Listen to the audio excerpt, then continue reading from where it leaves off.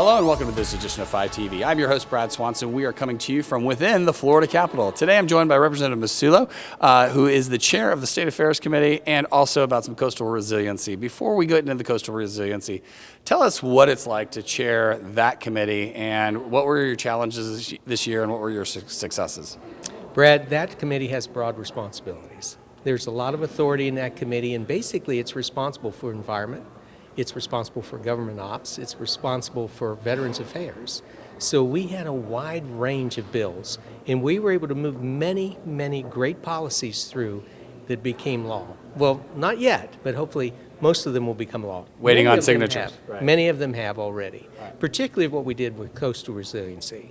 We had the most comprehensive approach to looking at sea level rise, which really affects our state. Right. And you have a lot of politicization of that kind of a topic because you've got some on all sides saying, is it there, where's the science? And then yet you have the ports measuring their mean water levels and at least they show data that shows it rising. So what'd you guys do in that world? Well, first of all, we determined that there's no doubt that we have our climate changing. Now, we can argue why it's changing, and there's been a lot of speculation on both sides, but it is changing.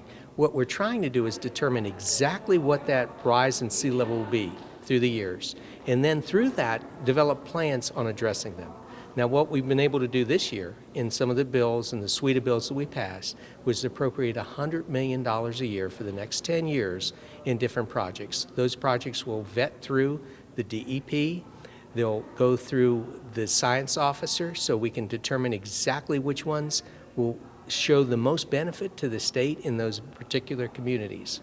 We also set up a research hub in the University of South Florida on their St. Petersburg campus, which will further study sea level rise and climate change and how our state can accomplish things proactively to keep us from having to always rely on FEMA to bail us out. What were some of the projects that were discussed as examples? Was there anything that stood out to you? Typically we hear about the levee on, the Okeechobee, or we hear about, seawall levels in South Florida. Was there any one project that stuck out to you? There's a lot, actually. There's duning in the beaches. There's beach restoration. God has provided nature for us that's done a lot to help us with sea level rise.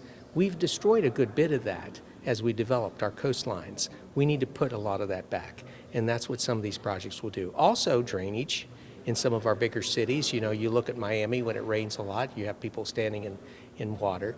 We need to readdress how we do drainage, and then also how we site utilities. All that will be related to how we develop resilience for our state. What a big win for Florida, and thanks for your leadership over that committee and on coastal resiliency. I mean, it's so important. It is literally the biggest asset our state has, which is our waterfront. But if that waterfront recedes to the middle and we don't have a state, then what's it worth? So thanks for your work there. Thank you. Thanks for coming on 5 TV. It's a pleasure. That's all the time we have for this episode of 5 TV. Make sure you hit us up for more great interviews like this one on our social media feeds. And for now, thanks for tuning in.